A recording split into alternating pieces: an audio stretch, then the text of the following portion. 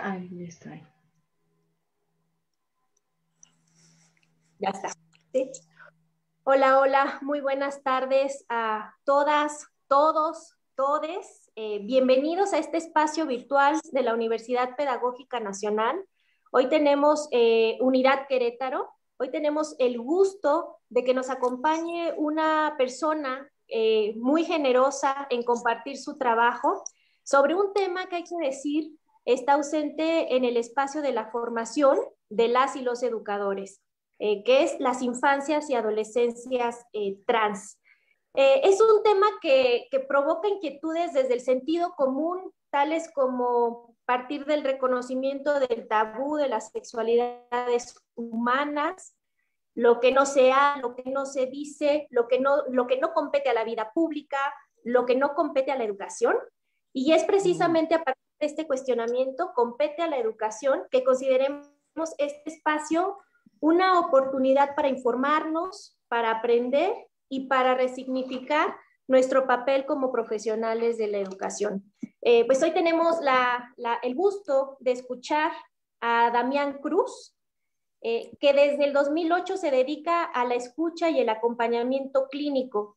Es doctorante del programa en Psicología Social y Ambiental de la UNAM. Su investigación se centra en los procesos que viven las infancias trans y sus familias. Es colaborador de la Red de Familias Trans y facilitador del grupo de adolescencias y juventudes trans, Teen Titans.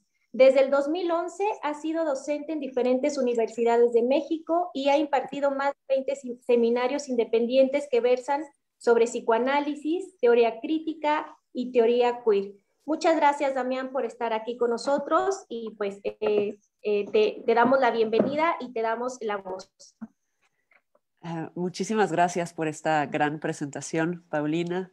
Estoy profundamente agradecida con Marcela, que ha dado un seguimiento muy puntual a esta segunda invitación que me hacen y a todo el cuidado y, digamos, como esta cercanía tan cálida que siempre ha habido con la universidad. Muchas, muchas gracias también a Javier, que está como administrador, y a Paulina, que estará también al pendiente.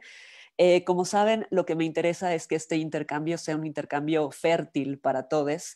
Entonces les invito, por favor, que si tienen preguntas, las coloquen en el chat o se las hagan llegar a Paulina y a Marcela, que me las enviarán para que podamos ir ajustando, digamos, esta presentación a los intereses y los cuestionamientos que ustedes tienen. Dicho esto, esta presentación que he preparado tiene 6 puntos en específico, que va a ser el recorrido que quiero trazar, y iremos un poquito de lo básico a plantear por qué es importante preguntarnos por las infancias cuyas identidades, expresiones, orientaciones no coinciden con las socialmente asignadas o esperadas. Entonces, bueno, en este cauce me parece que nos compete a todos, a psicólogos, a pedagogos, a cualquier tipo de persona que se dedique a trabajar con poblaciones infantiles, con niñas, con adolescencias, porque quisiera enmarcar en este encuentro que no es únicamente hablar de aquellas infancias que tienen vivencias distintas a las esperadas, sino de todas las infancias. Entonces, hacia allá va a ir el cauce de lo que voy a ir intercambiando. Ya escucharon un poquito a qué me he dedicado los últimos 10, 11 años. Sí, el epicentro de mi hacer es la práctica clínica, y de ahí, pues bueno, he ido atravesando distintos espacios. Los últimos 3 años, pues mi labor se ha centrado mucho en algo que se enmarca dentro de la lógica de los activismos y que tiene que ver con facilitar entornos, espacios que resulten seguros para las poblaciones que tienen atravesamientos disidentes, posicionamientos disidentes.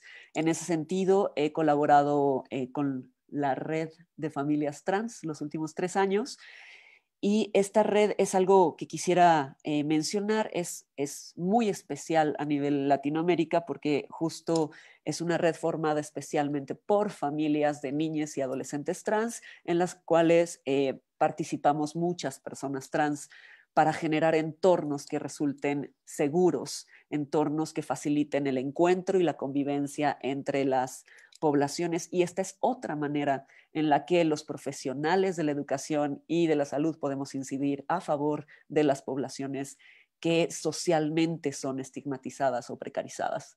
Entonces, bueno, dicho esto, un poco como para situar desde dónde hablo, también quisiera mencionar que yo soy una persona trans no binaria, es decir, que la experiencia trans me atraviesa personalmente y desde ahí también he formulado saberes, elaboraciones, digamos como entendido de una manera muy particular toda la dimensión, la cartografía de lo que implica lo trans, las experiencias en la infancia, en la adolescencia y en la adultez, por supuesto.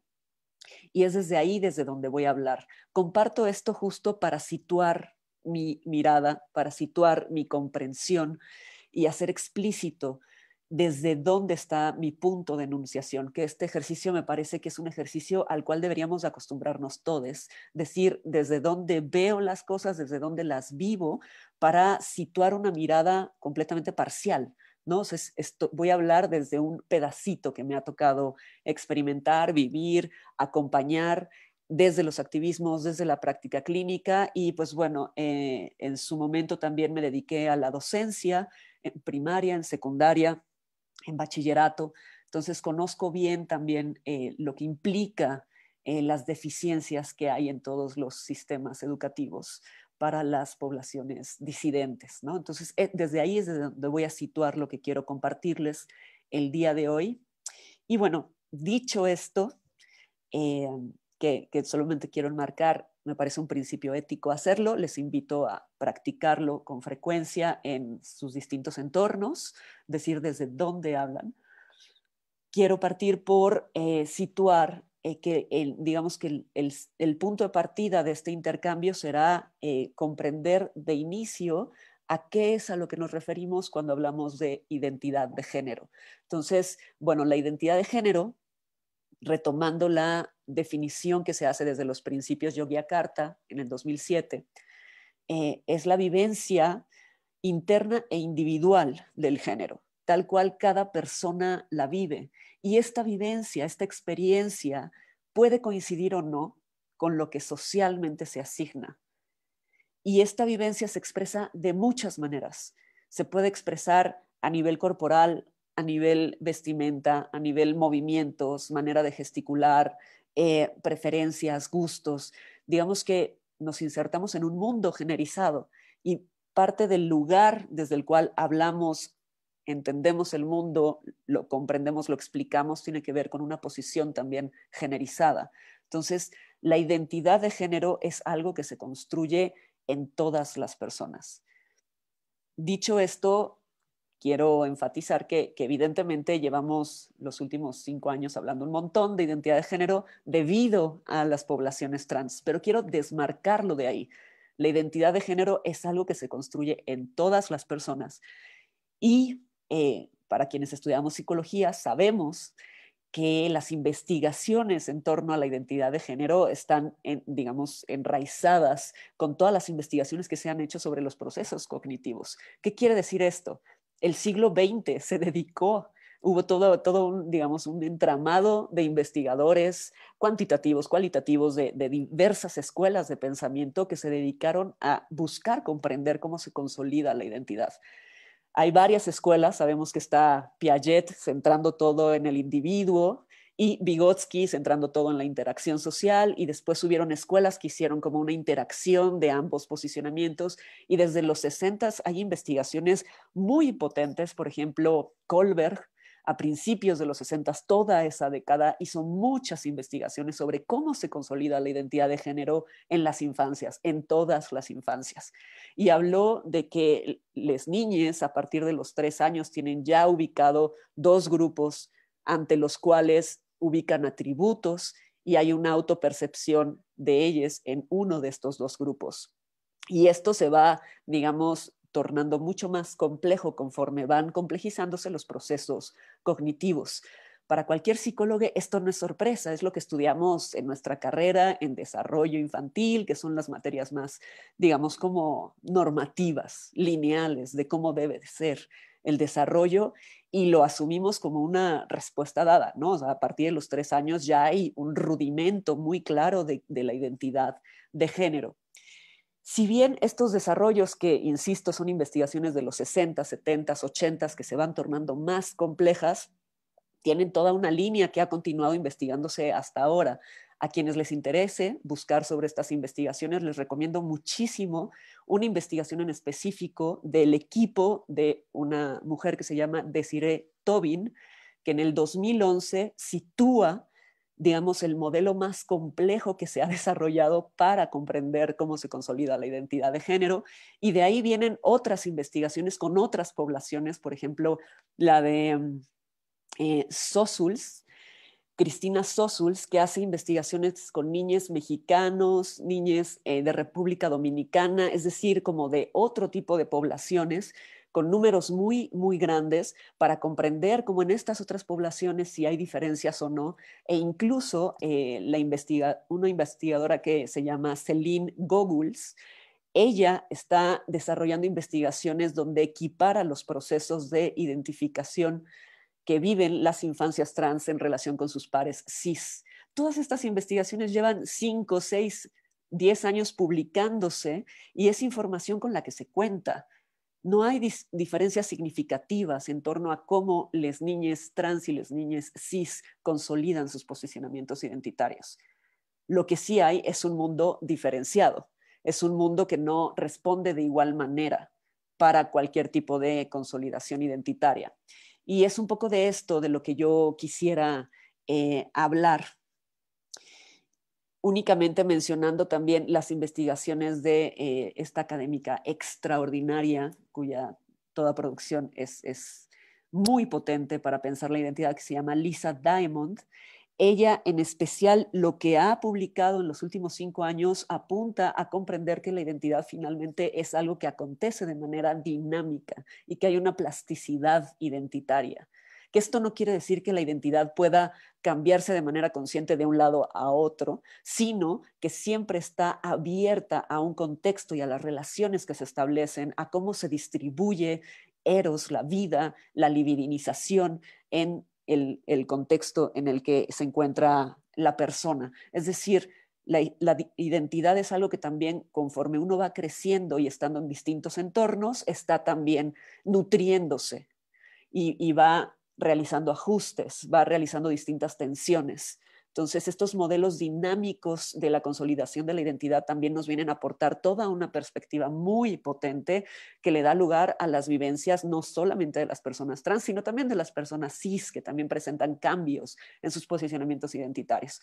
Entonces, bueno, esto como para tener una especie de marco que nos permita comprender que todas las personas consolidan posicionamientos identitarios.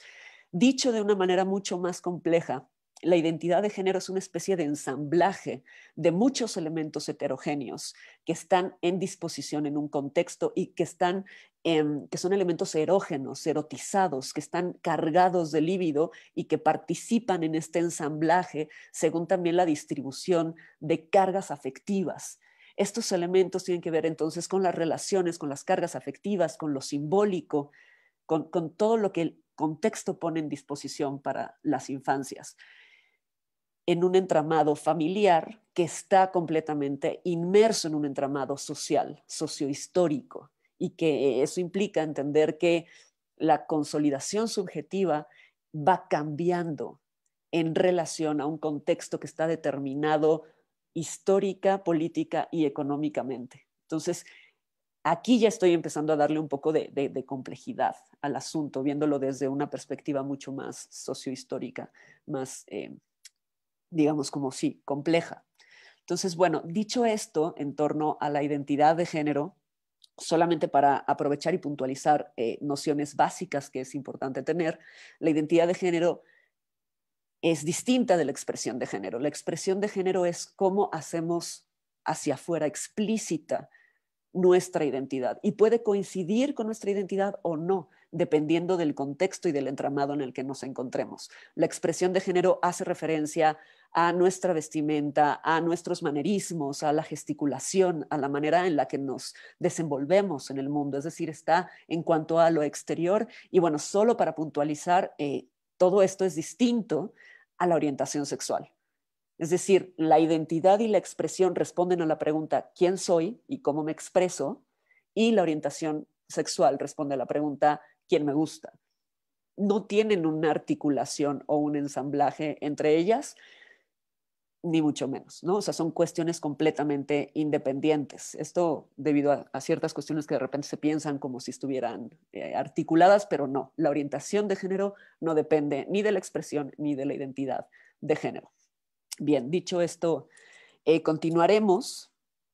Yo les mencionaba que partimos de que todas las personas consolidan, estructuran, construyen un posicionamiento identitario. Sin embargo, no todas las personas reciben los mismos estímulos de aprobación que dependen de un contexto ordenado según ciertas coordenadas. Entonces, el siguiente punto que quiero abordar y hacer explícito es justamente cómo el orden político y económico en el cual estamos insertos es producto o sostiene un entramado que responde finalmente a un régimen de la diferencia sexual, que si bien se ha naturalizado a través de todos los saberes que se han construido en los últimos siglos, no es precisamente natural, sino es un ordenamiento específico que responde a cierta lógica política y cierta lógica económica.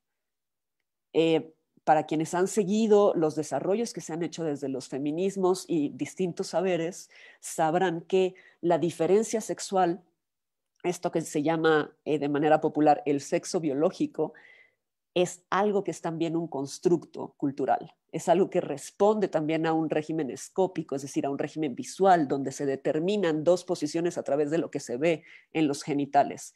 Han habido sin fin de investigaciones en los últimos 30 años que dan cuenta, en los últimos 40, 50 años, que dan cuenta de cómo la diferencia sexual es una invención, es un consenso social, no responde a algo natural, en tanto que el sexo, en dado caso de que eso existiera como tal, tendría mucho mayor complejidad y tomaría en cuenta otro tipo de características que sencillamente no se concibe saber sobre todas las personas, sobre todas las poblaciones. Por ejemplo, cuestiones cromosómicas, cuestiones endocrinológicas, cuestiones en torno a las gónadas, es decir, tendría que irse a una complejidad de cuestiones que no se consideran. Sencillamente se ve algo parecido a un pene y se determina que ahí hay un hombre o un niño, se ve algo parecido a una vulva y se determina que hay una niña. Y esto pone en una encrucijada terrible a todas aquellas corporalidades que no cumplen con los estándares de ese binario de género que se ha construido socialmente. Y esas corporalidades viven consecuencias atroces por un cuerpo que no cumple con los estándares necesitados socialmente. Entonces, desde ahí quisiera pues hacer una crítica como muy directa a la construcción de ese binario y a todo lo que deja por fuera, las consecuencias subjetivas tan graves que tiene sostener eso, esa lógica del régimen de la diferencia sexual, de los supuestos dos sexos. Para quienes han seguido los desarrollos de algunas autoras, sobre todo a partir de los 90, sabrán que pues, se afirma que de hecho el género precede al sexo. Y el sexo es un invento que surge para darle consistencia a eso que del género se estaba ya desmoronando con anterioridad.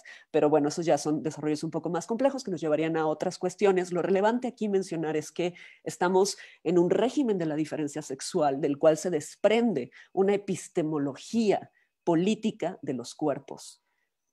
Es decir, cómo concebimos los cuerpos, cómo conocemos los cuerpos y el mundo constituye una epistemología dada que está subordinada a este régimen de la diferencia sexual. En esta epistemología también hay una gestión colectiva que apunta todo el tiempo a la construcción de una meta, digamos, que resultaría como el epicentro de la sociedad, que es la reproducción. La reproducción únicamente como la reproducción sexual, sino también la reproducción del mismo mecanismo, ¿no? de este régimen, de esta epistemología, ¿no? O sea, es un posicionamiento reproduccionista. Y desde ahí se desprende una vigilancia, un control, una coerción de todas las poblaciones. Y es aquí donde quiero poner mucho énfasis. Esta vigilancia, este control y esta coerción de las poblaciones, este disciplinamiento, no reside y no recae únicamente en las poblaciones que no cumplen las expectativas, sino que impactan de manera grave a todas las poblaciones, a todas las infancias, de manera diferenciada también, por supuesto. Esto lo que implica es que hay ciertos guiones de lo que uno debería de ser, ¿no? Que se están, digamos, como nutriendo a través de todas las producciones culturales, ¿no? La industria cultural, de todas las instituciones a través de las cuales los cuerpos, las subjetividades van atravesando, por supuesto, no solamente la institución familiar, sino la educativa, ¿no? O sea, todos estos espacios son dispositivos de vigilancia, control y coerción de todas las poblaciones que están atravesando por ahí. Entonces, en estos espacios lo que se hace es la circulación de ortopedias, de pedagogías que nos indican cómo se debe ser, a través de recompensas, a través de otorgar privilegios, de otorgar estatus, de otorgar incluso aceptación social. Cosas tan sencillas como la pertenencia, la aceptación, la cohesión social se distribuye a través de quienes cumplen las normatividades y quienes no. Esto no significa que las consecuencias estén únicamente en las poblaciones que no cumplimos las normatividades, sino que están distribuidas de diferentes maneras para todos. Pensemos en toda esta vigilancia, en todo este control, en toda esta coerción que vive cualquier, pensemos, niño, vigilando que los demás niños o que él mismo no juegue con juguetes que no son asignados para su género, ¿no? Y cómo eso genera fantasmas al interior, ¿no? O sea, pensemos introyecciones, por decirlo con otra nomenclatura, introyecciones al interior de estas infancias, de aquello que es debido y aquello que no.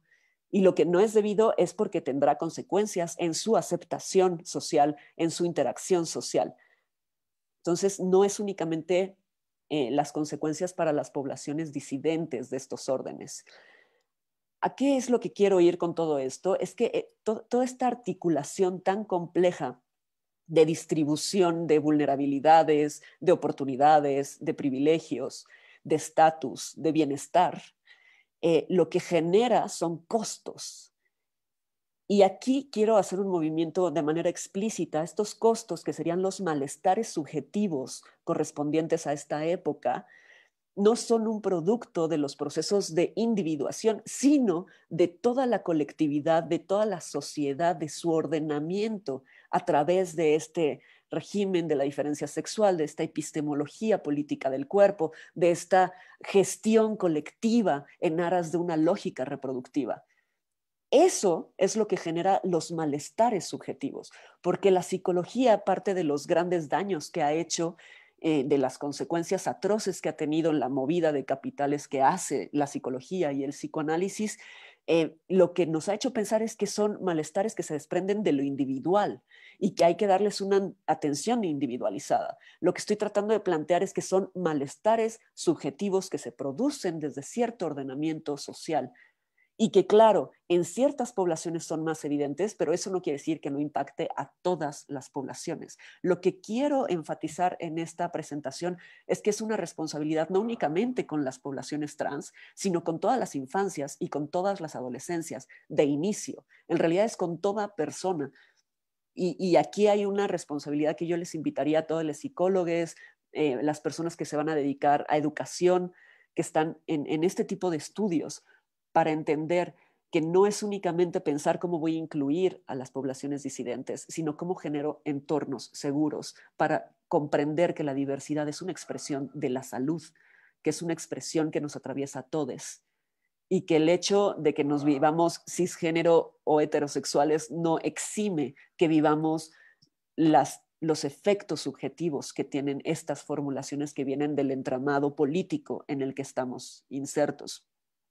Entonces, ¿qué es lo que ocurre específicamente con las infancias y con las adolescencias trans, por ejemplo?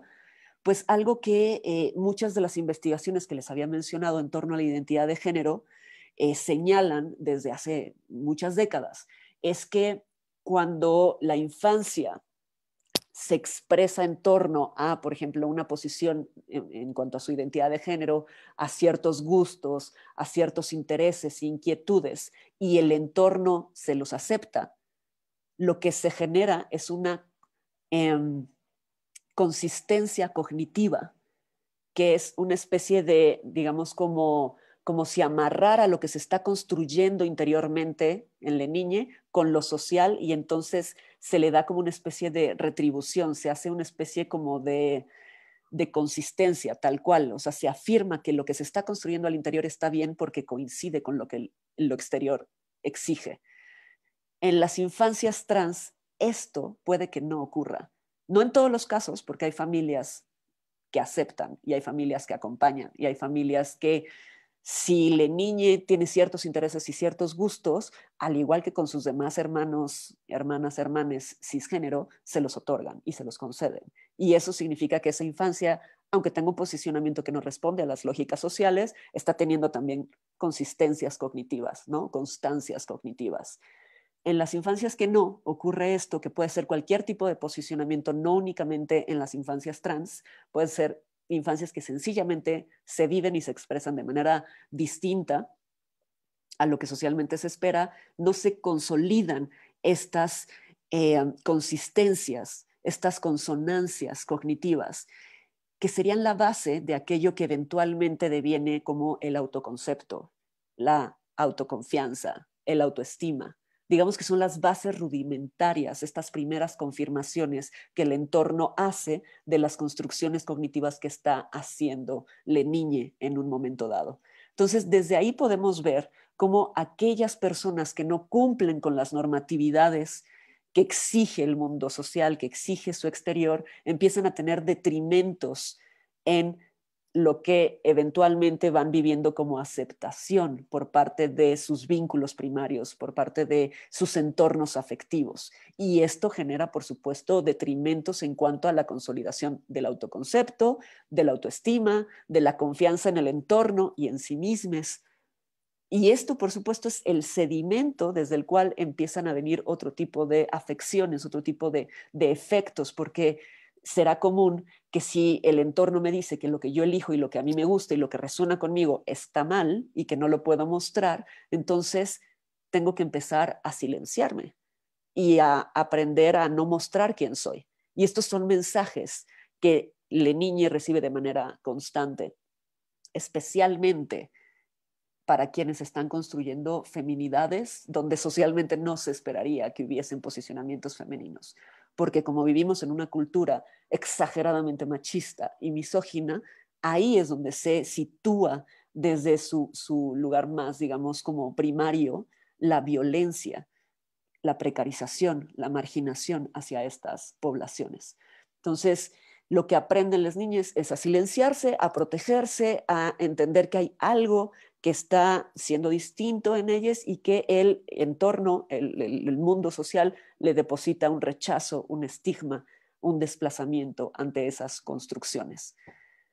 Esto, por supuesto, puede ser, digamos, el fundamento de lo que eventualmente puede devenir como el aislamiento social, la exclusión social, la segregación social, que en las escuelas, en los entornos educativos también acontece y se expresa como el hostigamiento, donde hay mucha violencia dirigida hacia ciertas identidades, hacia ciertas expresiones de género.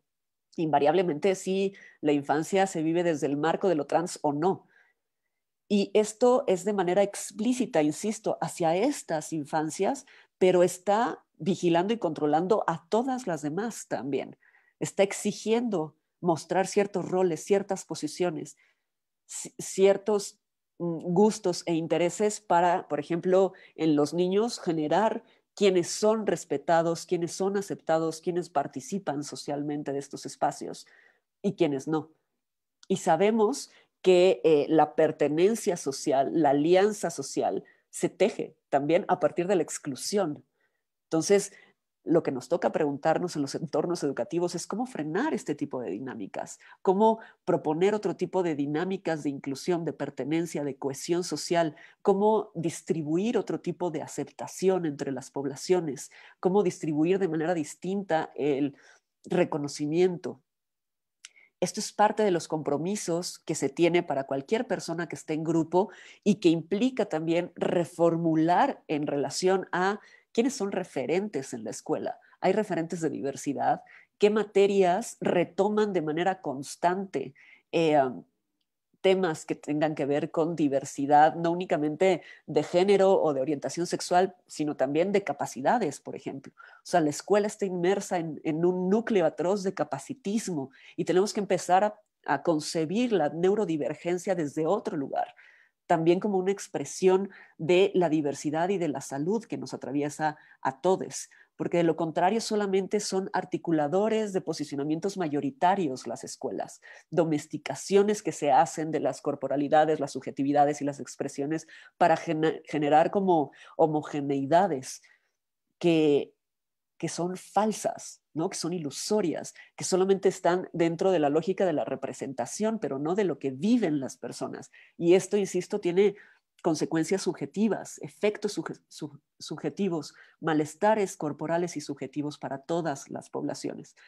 Entonces, desde ahí creo que nos toca dar cuenta de qué mecanismos en las escuelas están reproduciendo esta lógica de las ortopedias, de los guiones de género, de la pedagogía del género y a su vez también de la circulación de los estigmas.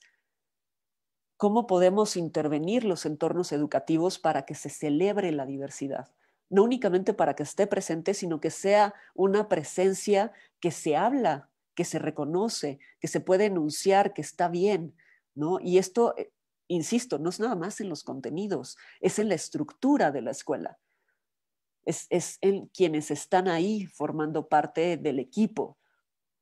Y creo que ahí está uno de los retos más grandes para todo entorno educativo, para las universidades. O sea, que este tipo de temas solamente se toque como una materia optativa o como un foro, también enuncia mucho de cómo hay una lógica, pues, digamos, jerárquica de cuáles son los contenidos que sí competen y cuáles son los que no. Y cuáles son los extras que dependen de los intereses ya nada más de los estudiantes. Y esto es grave porque la diversidad nos atraviesa a todos, no únicamente al 1.2% de la población trans, ¿no? O sea, como yendo a esas cifras muy específicas, sino a todas las personas que estamos implicadas en vivirnos, en ser tal cual somos, ¿no?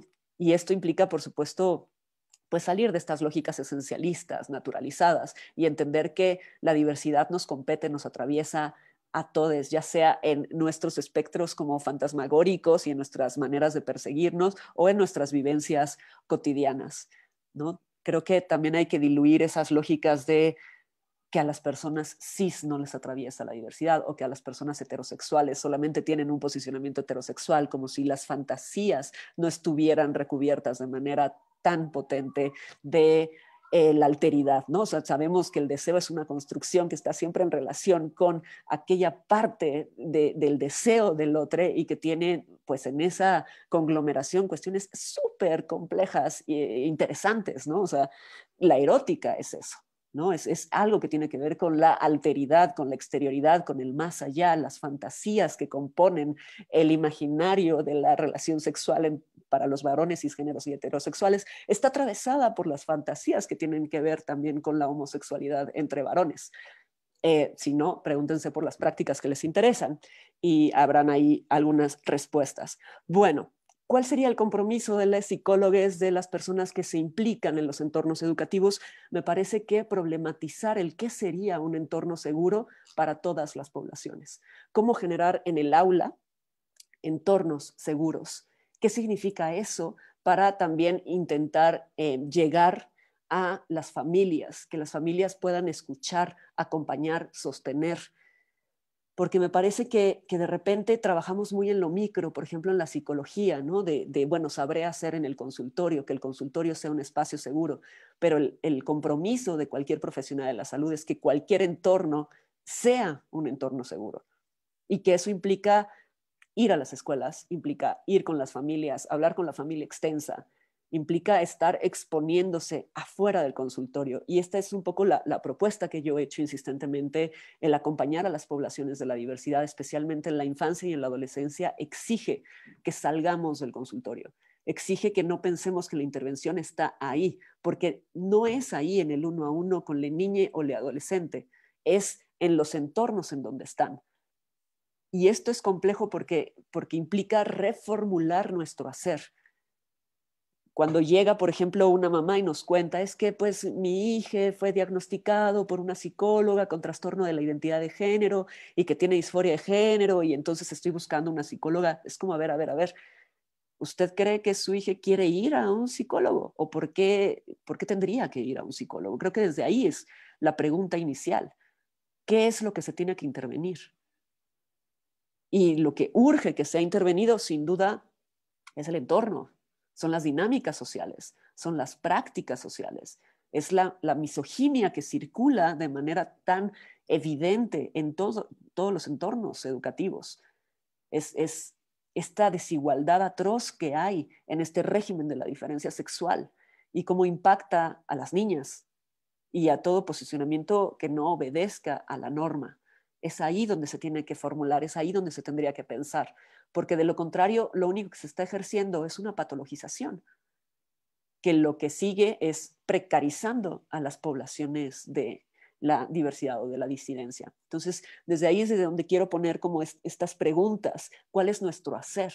¿Cuál es nuestro compromiso? ¿Hacia dónde dirigir nuestras acciones? Me parece que en todo entorno procurar que hayan dinámicas de esto que hay una autora, Diane Ehrensaft, que llama la salud de género, entornos de género saludable. ¿Qué significa eso? Que cualquier tipo de posicionamiento identitario y de expresión de género sea posible para cualquier infancia. Y esto es una de las consecuencias que aparecen, de los efectos que aparecen en los entornos donde hay infancias trans. Por ejemplo, recuerdo haber hablado con una maestra que mencionaba, en su grupo había una niña trans de 6 años y mencionaba, es que conforme han pasado los meses se han ido acercando niños conmigo para preguntarme si también pueden venir como quieren venir vestides o como quieren utilizar los juguetes como lo hace su compañerita y tal. Y claro, por supuesto que vienen estas preguntas y que los familiares puestos en un orden como conservador, tradicional y tal, pueden alterarse terriblemente. Pero este es uno de los mejores efectos que podemos esperar para todas las infancias.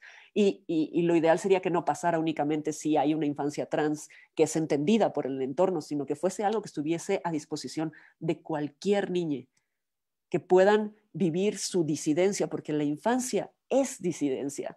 O sea, no en balde todos los desarrollos de 1905 freudianos, ¿no? Donde nos habla de un posicionamiento donde las pulsiones parciales están por todos lados haciendo lo suyo, donde hay algo de ingobernable, algo que excede a la lógica de la domesticación de este tipo de ordenamiento social y cultural que apunta hacia lo hetero y lo cis. Esas son construcciones que se hacen desde la adultez. La infancia es aquello que excede por mucho, que no coincide del todo con todas esas expectativas adultocentradas. La infancia es vivencia, es acción, es experimentación, es pulsión polimorfa aconteciendo a lo largo de todas las vivencias y los contactos que van teniendo en los entornos. Y lo que hacen los entornos educativos sabemos que obedece mucho más a una gobernanza, a una domesticación, a una subordinación de aquello que es tan potente en la infancia. Y bueno, en otros espacios hemos hablado de cómo lo que nos hace falta es poder legitimar lo que desde las infancias se produce, lo que se dice, lo que se enuncia. Y esto es porque mucho de lo que ahí habita, digamos que desestabiliza todo aquello que desde el adultocentrismo se ha naturalizado en las niñas.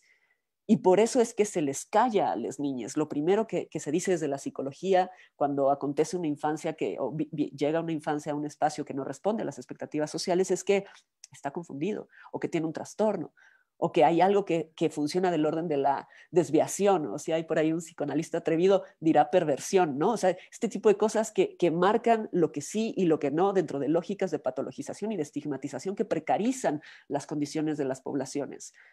Y esto se construye desde un adultocentrismo centrado en naturalizar en la infancia aquello que se necesita en esta lógica del régimen de la diferencia sexual, de la epistemología política de los cuerpos, lo que les mencionaba. Entonces, es grave que no podamos escuchar la diferencia, Es grave que no permitamos que esa alteridad que vive en las niñas y que se expresa de muchas maneras en las niñas, que no permitamos que tenga lugar. Me parece que sería profundamente enriquecedor para todos los entornos, especialmente educativos, familiares, por supuesto, poder tomar en cuenta los saberes, las estrategias, la inteligencia, la inocencia, las afectividades que atraviesan y emergen desde la infancia. Y bueno, hablando de afectividades, para aquellas infancias que no coinciden sus posicionamientos, gustos, preferencias, anhelos, intereses, inquietudes con lo que socialmente se espera, pues lo que va surgiendo son gamas afectivas del orden de la vergüenza, de la culpa, del temor. Y esto sitúa experiencias muy particulares. El silencio al cual nos sometemos las infancias que vivimos posicionamientos que no coinciden con lo que socialmente se espera, ese silencio es un silencio que duele, es un silencio impuesto, no es un silencio elegido, es un silencio que uno, o sea, tiene que someterse para poder sobrellevar ciertas exigencias de ciertos entornos, para poder sobrevivir. Los efectos subjetivos de estos afectos es algo de lo cual se ha hablado muy poco.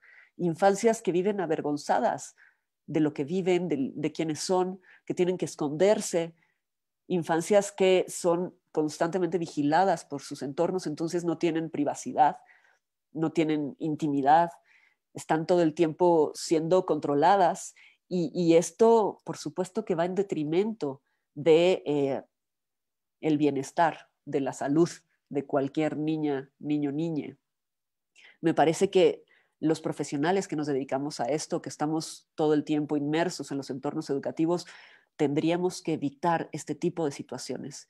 Y, insisto, parte de las estrategias es reconocer la diversidad, enunciar la diversidad, darle lugar a la diversidad que existe en cualquier tipo de posicionamiento, hacer público que hay personas LGBT en todos los entornos educativos, porque aparte es muy común que las personas de la diversidad nos dediquemos a la educación. Son entornos en los que estamos, pero estamos aparentando ser heterosexuales y cisgénero, y eso es atroz, porque manda un mensaje de manera muy constante y directa para las niñas y adolescentes, de si tú eres esto tienes que esconderte, porque si no, no vas a tener trabajo. Y eso es una realidad. Cuando alguien sale del closet, es común que quedes fuera del equipo docente, ¿no? A mí me ocurrió pues en una ocasión y fue toda una sorpresa porque justo el trabajo que yo estaba haciendo en ese momento con las niñas era de una relevancia muy sustancial porque había una posibilidad de trabajar desde otro lugar y por supuesto que quedé fuera del equipo. Y este tipo de prácticas son frecuentes, son constantes y es una manera también en el que el sistema depura todo aquello que no le sirve dentro de su lógica reproduccionista, ¿no? Su lógica de la diferencia sexual en este entorno cis y hetero y profundamente adultocentrado. Desde aquí podemos explicar con mayor, digamos, claridad los índices de depresión, de ideación suicida, de intento suicida, de conductas de alto riesgo de las poblaciones que no se acoplan a las normatividades cis y heterocentradas. No es que las infancias trans o las infancias disidentes, las poblaciones homosexuales, tengan por sí mismas este tipo de expresiones de su subjetividad, de malestares subjetivos, sino que son efecto de los mecanismos de coerción, de vigilancia y de control social. Son efecto de los detrimentos que el entorno ocasiona en sus formulaciones subjetivas, en sus procesos cognitivos, desde muy temprana edad. Y esta violencia es una violencia de la cual participa la psicología, participa la pedagogía, participan los saberes en los cuales nos hemos formado y que ahí valdría la pena de hablar qué pasa con la justicia social, qué pasa con la deuda que tienen estos saberes que tenemos como profesionistas con estas poblaciones y qué estamos haciendo para reparar, qué estamos haciendo para hablar de esto. Entiendo que está increíble que la universidad ofrezca un foro y ofrezca materias optativas y que esté dándole lugar a todo esto, pero me parece que tendríamos que estar en la columna vertebral, porque estamos hablando de deuda histórica, estamos hablando de cómo estas profesiones finalmente se han encauzado en el detrimento de poblaciones que de por sí viven precarizadas, de por sí están siendo violentadas, porque dicho con todas sus letras, esto es violencia. violencia que se sostiene de manera invisibilizada en los entornos educativos por los profesionales de la salud. Infancias que a sus 6, 7 años llevan cuántas baterías psicométricas y cuántos diagnósticos, sencillamente porque su expresión de género no coincide con lo que socialmente se espera. Esto es grave. Infancias medicalizadas, ¿no? Es común escuchar a los doctores, a los pediatras decir, no, tráemelo ya cuando tenga 5 o 6 años y yo te lo medico. Es común. Es común la invención de diagnósticos para medicar, para controlar, para precarizar aquello que los estándares no confirman en sus normatividades. Entonces, creo que es importante el compromiso de todas las personas que nos dedicamos a este tipo de labores para, desde sus propios posicionamientos, preguntarse qué onda con sus prejuicios, con su diversidad, con la manera en la que circulan la violencia en todos los entornos, la manera en la que se realizan pactos patriarcales, pactos entre varones, pactos entre masculinidades, la manera en la que se vulneran a las niñas, a las mujeres, en la que se objetiviza. Creo que todo eso son cuestiones que tenemos que poner al centro de la mesa quienes nos dedicamos a trabajar esto para intervenir cualquier entorno. Y es desde una labor de profunda aceptación de quienes somos, ¿no? De lo que nos constituye en cuanto a lo diverso, de poder dar cuenta de la propia alteridad que conforma nuestra subjetividad y poder situarla para no estarla actuando en rechazo con las demás poblaciones. Este tipo de reflexiones que me parecen básicas no se promueven en los entornos educativos, no se promueven en nuestras formaciones, no se promueven desde el OPSI. Se asumen posicionamientos normativos y mayoritarios y desde ahí se parte para estigmatizar el resto. Entonces, sé que la invitación es para hablar de infancias trans, pero a mí me parece que tenemos que hablar de nuestra alteridad, que tenemos que hablar de todas las infancias y todas las adolescencias, que tenemos que hablar del impacto que tiene o sea, todos estos dispositivos de control, de coerción, de vigilancia, cómo impactan a todas las subjetividades y cómo hemos pensado que los malestares subjetivos están anclados en lo individual, en el sujeto, cuando en realidad son producciones que vienen de todo un entorno que ejerce distintos tipos de violencia que difícilmente son visibilizadas.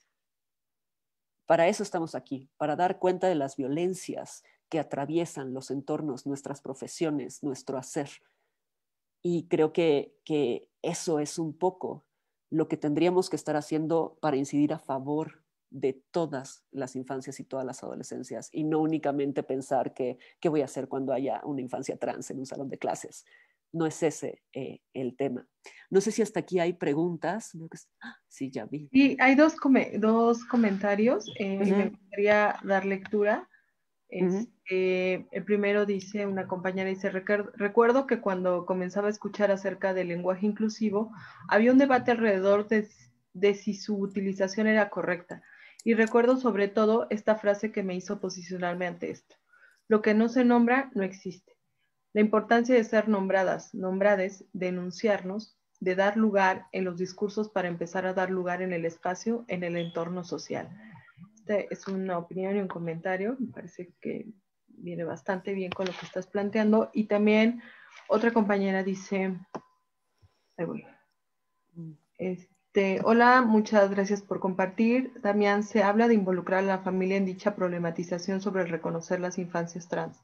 ¿Cuáles podrían ser las acciones para involucrar plena y en su totalidad a las madres y padres de familia en un primer principio, sabiendo que es su núcleo principal de desarrollo de socialización de las y los niños y que en su mayoría es donde más se les agrede y violenta? En el aula, escuela, como bien ya nos compartes, se pudo lograr con mucho trabajo y ética y valores. Sin embargo, saliendo del aula es otra realidad.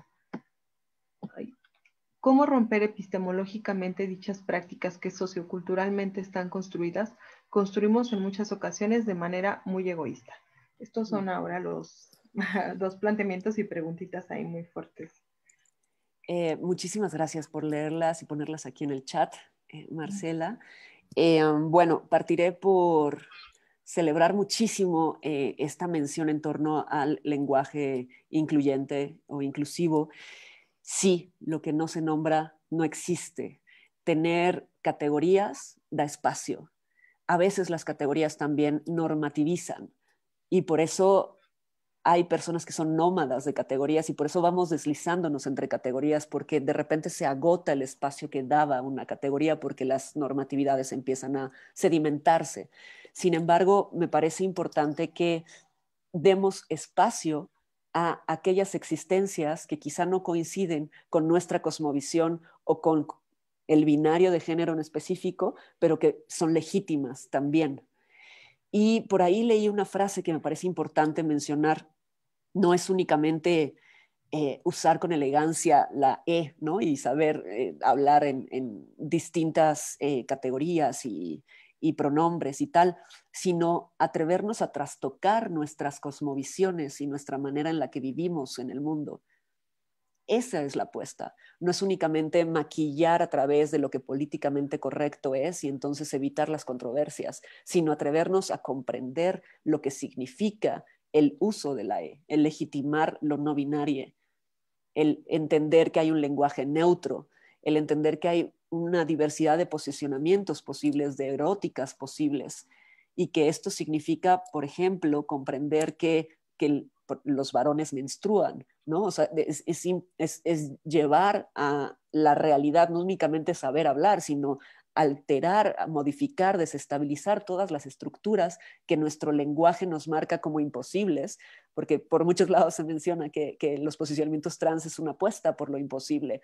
Es que ya estamos aquí desde hace muchísimos años y décadas y estamos viviendo y de repente que el problema sea si nombrar o no nombrar y si es políticamente correcto, bueno, es que uno pues suelta a los padres, ¿no? Y es un poco como soltar a la RAE, o sea, lo correcto es que me da exactamente igual, ¿no? O sea, si vamos a alinearnos a lo correcto, pues entonces sigamos una vida de diccionario y asfixiémonos en esas cuatro paredes. Afortunadamente, lo subjetivo, la vulnerabilidad, crea otro tipo de prácticas sociales y es ahí donde está la potencia. Eh, Toda esta guerra que hay contra la disidencia es porque sí plantea otro orden, porque digamos que desde los grupos antiderechos, desde las lógicas conservadoras, religiosas, lo que se sostiene en su núcleo son ciertas modalidades de alianza, de filiación, de prácticas sociales, que lo que hacen es sostener al soberano, es sostener un poder que se rige en la figura del varón heterosexual y cisgénero, que es el padre de familia. Evidentemente las disidencias sí ponen en jaque eso, porque establecen otro tipo de alianzas, otro tipo de filias, otro tipo de atracciones, de deseos, de posicionamientos, de expresiones. Y esto genera prácticas sociales diversas, normatividades diversas y genera desde la vulnerabilidad una potencia que es profundamente enriquecedora para todas. Esta vulnerabilidad es una expresión de la salud. Hay muchas autoras que están justo trabajando, estudiando, dando cuenta de lo que encausa, de lo que porta la vulnerabilidad como la potencia, la posibilidad del encuentro entre las poblaciones. Y esto es profundamente bello, es relevante, hay que darle lugar. Entonces no es poca cosa, no solamente es el lenguaje inclusivo, sino todo lo implicado en comprender la diversidad que nos atraviesa y que nos posibilita el dar lugar a las poblaciones disidentes, a sus prácticas, a sus encuentros, a las maneras en las que generan otro tipo de intercambios. Y esto es, me parece, un alivio en muchos sentidos para todas las poblaciones. Ahora, yendo a la segunda provocación o pregunta, me parece que justo señala una de las cuestiones más complejas. Quisiera solamente hacer una pregunta rapidísima, Marcela y Paulina. ¿Es 1 o 2 horas el intercambio? Pues estamos entre 1 hora y media. Ah, ok. Para ver qué Sí, tanto todavía estamos. me modero, porque si no puedo yo intensiar Y aquí infinitamente. hay unos comentarios más, pero si quieres continuar y Va, después ya damos paso a lo va. demás. Bueno, quisiera enfatizar en que esta pregunta apunta a una de las cuestiones más complejas que tenemos, ¿no? O sea, sabemos que los entornos educativos se han ido construyendo como desde una lógica pues mucho más de mercado, ¿no? Y que los madres, padres, decimos ahora sadres con X, como para dar lugar también a los posicionamientos no binarios que ejercen la crianza y para dejar de decir padres, que obedece a la invisibilización de la maternidad. Entonces, bueno, sabemos que los sadres tienen un poder muy particular sobre los entornos educativos en las últimas décadas, ¿no? O sea, quizá desde los 90s. Y esto hace que las escuelas, sus posicionamientos institucionales, estén muy como obedeciendo los intereses de les adres, porque finalmente son clientes y no quieren perder clientes. Y esto hace que sea difícil para las instituciones posicionarse. Sin embargo, a mí me parece que una de las vías para incidir sería promover que las escuelas, como parte de estos galardones que muestran, tuvieran, digamos, como la posibilidad de mostrar que son incluyentes, que parte de la diversidad es algo que enriquece a la cultura de la escuela. Y estos posicionamientos lo que invitaría sería a que los entornos educativos tomen posiciones institucionales. Y esto implicaría que les padres, desde que van a escoger una escuela, sepan que les padres tengan pláticas, talleres, conversaciones sobre esto, que sepan que en esa escuela la diversidad de sus hijos, sea cual sea, es bienvenida, es celebrada, es respetada, es aceptada. Y que eso es parte de generar entornos educativos saludables. Me parece que tendrían que haber reconocimientos para las instituciones que formulen estos posicionamientos. En Ciudad de México tenemos ubicadas a varias escuelas que tienen este tipo de prácticas, que apoyan, que hablan con les adres de las demás compañeras, compañeros, que comunican lo que está pasando y que lo hacen desde una postura institucional que le da una solidez, una consistencia muy importante. Esta es una manera de intervenir en las familias también. Insisto, esto no está solamente a favor de las infancias trans, está a favor de todas las infancias, de todas las adolescencias. Entonces, en este tipo de instituciones ideales que quisiéramos que hubieran, por supuesto que también habrían parte del equipo docente que pudieran afirmarse desde sus disidencias y que esto fuera parte de lo cotidiano para las niñas. Que los contenidos también pudiesen ser, pues, digamos, como pensar, por ejemplo, una educación sexual integral que no esté ordenada a través de la reproducción, sino que dé lugar también a otro tipo de cuestiones como por ejemplo el deseo, el consenso, la diversidad, el cuidado responsable entre la diversidad de cuerpos e identidades, porque la educación sexual que se da está no únicamente ordenada hacia la heterosexualidad y la reproducción, sino que es en mucha medida en detrimento de las mujeres, porque no se da información para el cuidado de los cuerpos, especialmente de los cuerpos con vulva, con vagina, que están a disposición de la heterosexualidad. Esto es grave, por supuesto. En este país, hablar de educación sexual integral sería un privilegio de clase, ¿no? En un país donde pues somos el segundo país a nivel mundial de embarazo adolescente. Esto es profundamente grave. Que el PIN parental sea un tema de discusión en México es atroz. No se puede equiparar a lo que está pasando en España, porque España tiene otro contexto. En México, cuando el índice de embarazo de 13 a 15 años de las niñas está en los niveles que está, es hablar de un desconocimiento atroz de la realidad de las infancias en este país. Entonces, bueno, eso nada más para pues darles ahí una gran puntada a los grupos antiderechos, los grupos conservadores que están ahí desde la religión incidiendo en contra de la realidad de las niñas, ¿no? Bueno, con eso doy un poquito lugar a la intervención anterior. No sé si quieres leer, Marcela, las que siguen. Sí, claro, claro. Pues son varios también preguntas y comentarios, te lo comparto. Uh-huh. Ajá, ajá. Igual leemos todos y voy No, apuntando. bueno, mira, los leo y si gustas ir como tomando algunas como Va. palabritas claves o algo así que te ayude como a desarrollar, a Ajá. compartirnos todavía más tus reflexiones, sería lindísimo. Dice, ¿qué metodología o práctica son las más importantes para no caer en el error de aislar o discriminar a un estudiante, ya sea pequeño o adolescente, ¿O cómo podemos identificar a un infante de la comunidad LGBTQI y no discriminar o agredir al infante o estudiante? Ajá. Y siguiente, bueno, es una pregunta. ¿La naturaleza se ve como construcción social? Lo ponen en interrogantes. Y otra persona dice, hace 4 años, en mis primeros años de docente, tenía como alumno a un niño que quería ser mujer. La mamá siempre dijo que su hijo no estaba enfermo, ya que él se juntaba con un niño que decía que era afeminado y que su amiguito sí estaba enfermo.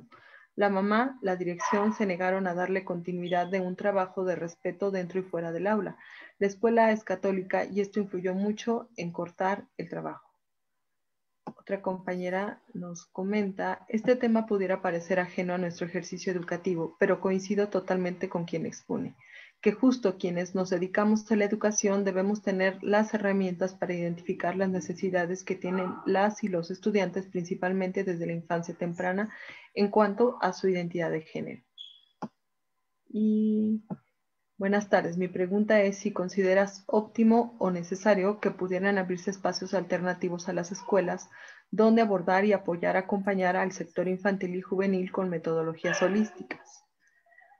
Y otra compañera dice, me recuerda a la cultura Oaxaca, Mush, que recuerdo bien, no recuerdo bien cómo se escribe, quien hacen una fiesta increíble, el hijo se identifica con un alma femenina o la hija con un alma masculina.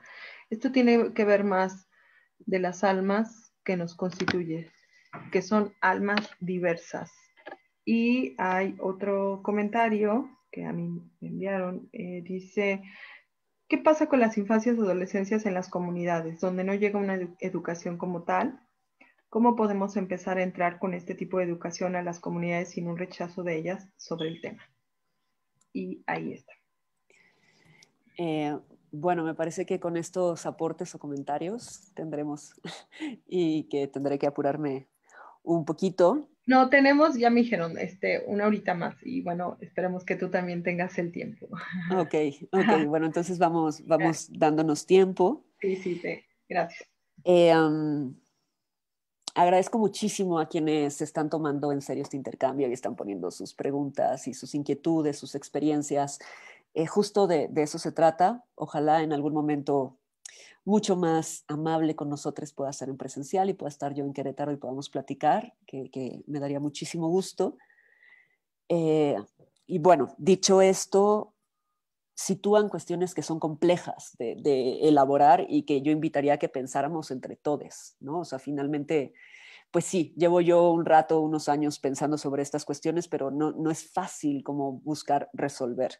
Sin embargo, puedo hacer algunas puntuaciones, algunas menciones, como por ejemplo, para la persona que está preguntándose cómo identificar a alguien para no discriminar, creo que ahí es muy importante comprender este mensaje que quiero dar el día de hoy, que no es para la persona en específico, para el individuo en específico, sino cómo pensar de manera constante en el compromiso que tenemos de generar espacios y entornos seguros con salud de género para todos. No es por si hay una niña o un niño que es femenino o una niña que es masculina o una niña trans o alguien que tiene una orientación sexual distinta. No es solo para ellos, es para todos. Es una práctica que tenemos que hacer con todos. No es la preocupación de voy a discriminar a alguien en específico. Es la preocupación por sostener prácticas discriminatorias que las niñas puedan reproducir en otros entornos.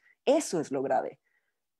Que digamos que el promover la lógica binaria a través de la segregación constante de niños y niñas va en detrimento de aquellos quienes sencillamente sienten que no encajan, que no se sienten como los niños, que se sienten como las niñas, pero que les toca la fila de niños, pero que quisieran estar en la de niñas, invariablemente de cómo se nombren o no se nombren.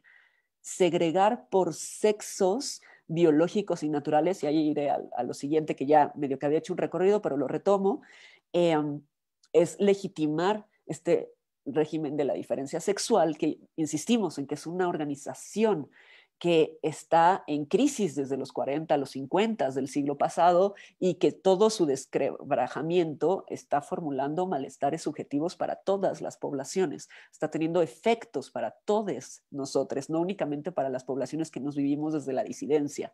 Entonces, bueno, dicho esto, yo lo que invitaría es a promover prácticas de cuidado, prácticas antidiscriminatorias de manera constante en todos los espacios, no únicamente si hay alguien que parece que es gay o no es gay, ¿no? O sea, en todos los espacios tenemos que ser respetuosos, que problematizar cómo segregamos al grupo, por ejemplo, problematizar cómo pensamos los estereotipos, problematizar los prejuicios, las violencias que ejercemos. Creo que esa labor la tenemos que hacer en todos lados y no únicamente si sospechamos que hay alguien de la diversidad. Es algo que tendríamos que fortalecer y fomentar en todos los espacios porque desde ahí a todas las infancias se les hace saber que deben respetar y que cualquier posicionamiento es legítimo, que cualquier expresión debe ser respetada y aceptada, que es válido ser como son y que eso implica que puedan reproducir estos cuidados, esta forma de no discriminar en sus entornos familiares. Otra manera de incidir en las familias, retomando la puntuación anterior, por supuesto que es promoviendo en las niñas el reconocimiento de la discriminación, de la opresión y de la violencia, porque entonces las niñas van y lo señalan en casa y le hacen saber al papá cuán mal se escucha que diga ciertas cosas, o le hace saber a la mamá que no se puede expresar así, por ejemplo, de las personas homosexuales en la calle. Esa es otra forma de estar haciendo algo que de alguna u otra manera está aconteciendo porque las generaciones más jóvenes tienen contacto con otro tipo de intercambios y entonces traen, sí, otros chips, ¿no? Traen otros posicionamientos, otras maneras de pensarse y de estar en el mundo. Ahora, evidentemente estoy hablando de manera constante, sí, de entornos urbanos, ¿no? Donde circula cierta información, donde circulan ciertas categorías y sabemos que la diversidad y la disidencia no únicamente compete a los entornos urbanos, sino que atraviesa cualquier contexto. Entonces, ¿qué ocurre con las comunidades? ¿Cómo se puede uno acercar a las comunidades y hablar de estos temas? Y aquí es importante pensar en que las categorías tienen cargas, las categorías tienen una genealogía, tienen huellas de una historia de la que vienen. Por ejemplo, en Argentina se señala mucho la carga eurocentrada, anglosajona, blanqueada que tiene el término trans, que tiene el término transgénero. Entonces hay un sector de mujeres que allá prefieren autodenominarse travestis y se sienten con mucha mayor comodidad y les brinda un espacio distinto que no está en tensión, en tanta tensión con las mujeres cisgénero, por ejemplo. Entonces, aquí hay algo muy importante. ¿Qué categorías se utilizan en cada una de estas comunidades? ¿Cómo se vive la diferencia en cada una de estas comunidades? Es decir, poder leer ahí el entramado simbólico, afectivo, relacional, el entramado de alianzas, de justo toda la organización social, cómo acontece y qué lugar le dan a la diversidad, a lo que no acontece de esa manera y comprender esas categorías, porque de lo contrario lo que se estaría haciendo son ejercicios de colonización y creo que advertidos estamos de que tampoco es el camino. Y finalmente lo trans es una categoría que brinda posibilidades para entender y nombrar, pero que ahí no se agotan todas las diversidades y las disidencias que pueden haber en las infancias en cuanto a identidad y en cuanto a expresión. Y aquí es donde quisiera situar cómo socialmente, por ahí hay un autor anglosajón que se apellida Corbett, que justo enuncia que el trauma social es la feminidad del varón, la feminidad en el niño. Es algo con lo que la sociedad no puede, no sabe cómo resolver y genera un montón de cosas. Ahí estamos en un ordenamiento social machista, misógino, que esta persecución que en específico y de manera muy particular hace con los niños y su feminidad, la hace de otras formas con las niñas y su feminidad, a través de la objetivización, de la fetichización de las niñas, de cómo las niñas a partir de los 10, 12 años, quizá antes, dejan de tener disponible ropa que no sea pegada a sus cuerpos. Cómo se les exotiza, se les fetichiza, se les erotiza desde muy temprana edad. Todo esto tiene un entramado en común que hay que visibilizar y hay que problematizar porque tiene consecuencias subjetivas. Hay muchas niñas que no quieren tener la pubertad, que no quieren vivir una adolescencia por la sexualización que van a vivir en todos los entornos, por la violencia de género y para muchas de ellas, sin tener posicionamientos identitarios distintos o expresiones de género distintas, una solución son las vendas o los binders, que dicen yo no quiero saber de mi pecho porque me pone en riesgo en el espacio público. Y es algo atroz cómo la mirada masculina objetiviza, fetichiza, violenta a las niñas. Y esto es algo que también tendría que visibilizarse. Hay niñas que dicen yo no quiero ser mujer y eso no quiere decir que sean trans. Eso quiere decir que están en contextos de violencia y que están dando cuenta de las implicaciones de esa violencia para su cotidiano. ¿Cómo respondemos ante esto? ¿Cómo buscamos entornos seguros también para ellas? Me parece que esta es una de las preguntas más importantes que tendríamos que estar haciéndonos en un país como este, ¿no? Bueno, esto en cuanto a la feminidad y en específico la feminidad en los varones es algo que moviliza cargas de violencia deleznables, ¿no? O sea, es terrible la violencia que viven los niños asignados varones al nacer que expresan feminidad. Y esta es la antesala de la situación de las niñas trans, de las mujeres trans, que pues hay muchos estudios donde se habla de los índices, por ejemplo, de deserción escolar. Hay un estudio en Argentina que dice que más del 34% de las mujeres trans desertaron en la secundaria, o sea, no concluyeron secundaria, por el nivel de hostigamiento que han vivido durante su vida escolar, por el nivel de precarización, porque es muy común que las echen de casa, que vivan contextos de situación de calle. Y aquí pues hay que situar que hay un impacto diferenciado entre las violencias que viven las niñas trans, las mujeres trans y las violencias que viven los varones trans, los niños trans. Son violencias completamente distintas. Unas tienen que ver con el espacio público y la exposición a la violencia de género explícita, a la violencia atroz hacia lo femenino. Y otras tienen que ver con violencias dentro de las relaciones, microviolencias que no son tan fáciles de ver o de enunciar y que son también muy graves y generan cierto tipo de malestares y posicionamientos subjetivos. Entonces tampoco es, o sea, no debe equipararse las vidas de todas las personas trans. Las personas no binarias también viven violencias muy específicas, especialmente por el analfabetismo que hay en el mundo en el que nos vivimos, ¿no? Por el desconocimiento que hay, por la invalidación de todo posicionamiento que no sea hombre o mujer, ¿no? Por esta dicotomía tan pues árida que hacen los medios de la experiencia trans. O sea, es esta polarización de lo que los medios expresan, de cómo es una mujer trans, de cómo es un varón trans, y es lo único que significa lo trans. Y no, lo trans es mucho más complejo, diverso y dinámico que eso. Hay un montón de experiencias que valdría la pena, ¿no? Es comenzar a visibilizar, a nombrar, porque nos permite dar cuenta de la diversidad que nos atraviesa subjetivamente, ¿no? De la plasticidad subjetiva, de las creaciones subjetivas que hacemos para sobrellevar nuestras vivencias. Y bueno, por ahí se mencionaba lo natural, la naturaleza se ve como un constructo social.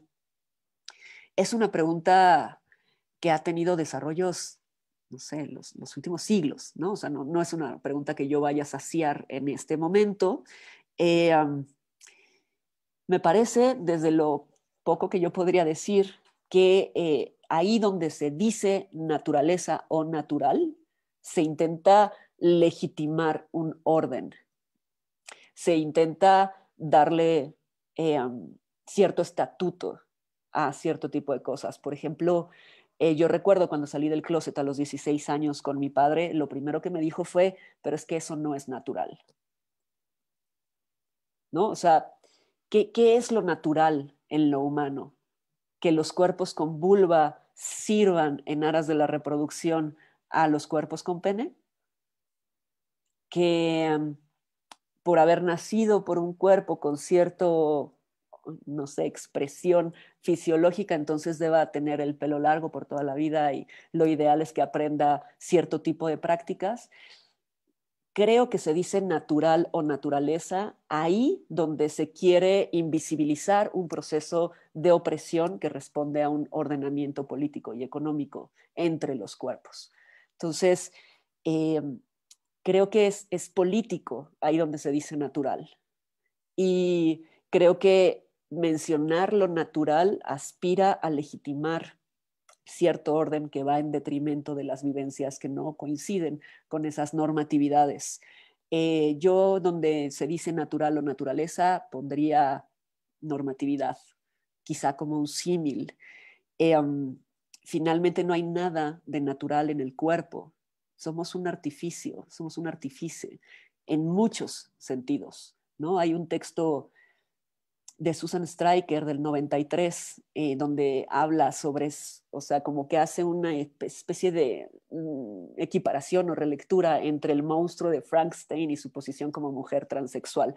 Y una de las primeras líneas es que ella enuncia que no hay nada de natural en su cuerpo. A mí me parece que no hay nada de natural en ningún cuerpo. Somos intervenides de muchas maneras por una cantidad de sustancias que están a nuestra disposición desde que estábamos en el útero, ¿no? O sea, ahí, o sea, pensar algo natural sería como de una ingenuidad brutal en un contexto farmacotecnológico como en el que estamos, ¿no? O sea, estamos todo el tiempo interviniéndonos en distintas maneras, cualquier tipo de persona, no solamente las personas trans que decidimos explorar o intervenirnos o jugar con hormonas. Finalmente, las mujeres, por ejemplo, cis heterosexuales, que desde los 16, 17, 18 años, sin hacerse estudios endocrinológicos, deciden tomar pastillas anticonceptivas para poder tener sexo con sus novios o sus parejas sin condón. Ese tipo de cosas son las que deberíamos estar problematizando también, ¿no? No solamente la vigilancia que hay sobre los cuerpos que decidimos acudir a las hormonas por una cuestión de decisión o de exploración o de necesidad también. Bueno, esto por ahí. Sí, la fiesta de las comunidades mushes se llaman velas. Las velas pues son una de las galas más extraordinarias de la expresión cultural y de la diversidad que hay en México. Es una belleza lo que ahí acontece y tendríamos que conocerlo más, que celebrarlo más, que sentirnos muy dignos de que existan este tipo de comunidades, de contextos donde se ha sabido dar lugar a la diversidad de posicionamientos. Creo que hay mucho que tendríamos que aprenderles antes de pensar que ahí hay algo del orden de lo trans, más bien acercarnos y entender cómo lo viven, cómo lo nombran, qué lugar tienen en lo social, cómo son las dinámicas que ahí acontecen. Bueno, me parece que hasta ahí... sí, quisiera solamente hacer mención de lo delicado que es para quienes están trabajando con infancia temprana.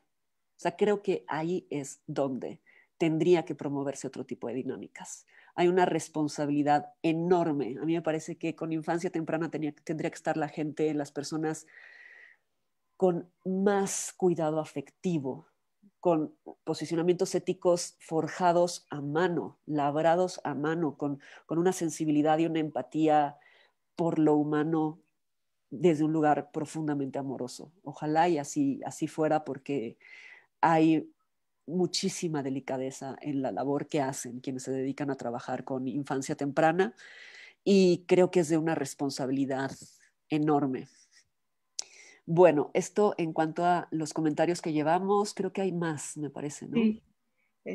Bueno, voy a dar lectura, y como te digo, hay cosas como bien interesantes, bien bonitas que nos plantean las personas que están escribiendo y pues lo que gustes tomar. Y también espero que cuando podamos reincorporarnos presencialmente, no vamos a desaprovechar esa propuesta, la vamos Claro a que sí. tomar. Bueno, dice una compañera, concuerdo completamente con la apertura de espacios que permeen el conocer y respetar la diversidad. No solo en las instituciones educativas, sino también en sociedad. Considero que sería un buen comienzo para lograr una verdadera inclusión. Es justamente aquí donde debemos comenzar a trabajar y lograr los cambios. Otra persona dice, el adultocentrismo va de la mano con el machismo. Y bueno, que nos recomiendes una literatura. Me parece que vamos a hacer si nos compartes así una listita y la vamos a publicar de los autores que nos has compartido. Otra persona dice, excelente reflexión en torno a las categorías y el rastro de tradición que cargan. Pensar su genealogía es clave para llevar los conceptos a nuestros contextos con propiedad. Hola, buenas tardes. Me surge una pregunta que considero importante, ya que estoy estudiando el segundo semestre en la licenciatura en intervención educativa y nuestro principal enfoque y trabajo es en sumergirnos en las problemáticas de todo tema o problemática que necesitan una intervención. Y este tema es muy importante para ir agregando a la institución estos conceptos que han sido marginados o callados durante mucho tiempo. La principal intervención que veo es en un conocimiento orientado a las instituciones de sexualidad como manera importante para nuestra formación, ya que nuestra educación sexual es poca en nuestro país y en algunos escenarios muy poco hablado o limitado por tabú, tanto en casa como en algunas instituciones. Esto sería muy importante para ir informándonos y escuchándonos. Mi pregunta sería en este contexto, ¿podrías mencionar una problemática importante a trabajar para ir rompiendo esos estereotipos sociales que tenemos e ir innovando y trabajando en ello? Gracias. Otra persona dice, respecto a esto que mencionas, escuché en una ocasión cómo se reproducen estas violencias. Un chico trans compartía que antes de su transición se concebía como lesbiana y recibía burlas y acoso en la calle por ser una mujer masculina, y cuando comenzó a llamarse hombre trans, recibía en cambio apoyo y celebración masculina. Por otra parte, una chica trans antes y después recibía estas burlas y acoso, sí, reconociendo entonces que la burla es siempre a la feminidad. Y otra compañera dice, ¿nos podrías nombrar y recomendar autores nacientes en este tema para orientarnos más a este tema y poder tener el conocimiento de cómo saber apoyar e intervenir, por favor? Y ya. Ok, muchísimas gracias por dar lectura, Marcela. He hecho algunos apuntes de lo que podríamos seguir trabajando. Olvidé responder algo que habían mencionado en la tanda anterior, entonces aprovecho que ahorita lo señalaron para darle lugar. Que, bueno, les decía que una de las formas más atinadas, potentes, que he encontrado en los últimos años para intervenir a favor de las poblaciones de la diversidad son los grupos entre pares. Especialmente para las poblaciones trans, los grupos entre pares son fenomenales. O sea, es increíble lo que en bienestar y en apuntalamiento del autoconcepto, autoestima, confianza, se genera a través del tejido amistoso, amical entre pares. Por ello, por ejemplo, cuando me presentaron, mencionaron el grupo Teen Titans, que es un grupo de adolescencias de la red de familias trans que tiene más de 100 adolescentes de todo el país y también de Chile, Colombia, Ecuador, Argentina, y que son adolescencias que están platicando todo el día, toda la noche, se mandan contenidos, desarrollan sus posicionamientos, sus saberes, crean estrategias, se acompañan, se vuelven amigues. Y esto es una gran fortaleza, porque incluso hay adolescencias, por ejemplo, que no pueden hablar, que no se pueden conectar a las reuniones que tenemos semanalmente de Zoom, porque pues sus padres están vigilándoles y coercionándoles terriblemente, y solamente con poder leer el chat o poderse poner los audífonos y escuchar la sesión de Zoom y platicar desde un lugar, por ejemplo, de aceptación de las neurodivergencias o de platicar de películas de cine que han visto en torno a lo trans o de contar sobre cómo le hicieron para que las maestras pudieran nombrarles como les nombran o reconocerles el género que tienen. Todo esto que comparten, por ejemplo, los adolescentes, son cuestiones que no pueden hacer en otros entornos porque el silencio lo que hace es cuartear la posibilidad de alianza y la posibilidad de circulación de saberes. y de estrategias, y esto es grave. Entonces, los grupos entre pares es una manera de que entre pares que viven situaciones similares circule el reconocimiento, que circulen otro tipo de afectividades, el orgullo, otro tipo de enunciados que se hacen desde lugares de vulnerabilidad y que les permiten, digamos, como afianzarse a partir de la amistad. Y que, bueno, en especial en Teen Titans somos 2 psicólogos que estamos ahí pues monitoreando que sea un espacio seguro, que hacemos entrevistas iniciales a todos los adolescentes que vamos a incluir y que todo esto hace que ellos sepan que estamos al pendiente, que les estamos cuidando y que ante cualquier situación nos avisan. Si alguien tiene ideación suicida, si alguien desapareció del chat, si alguien está en una circunstancia delicada, nos avisan y activamos toda una red de apoyo alrededor de ellos.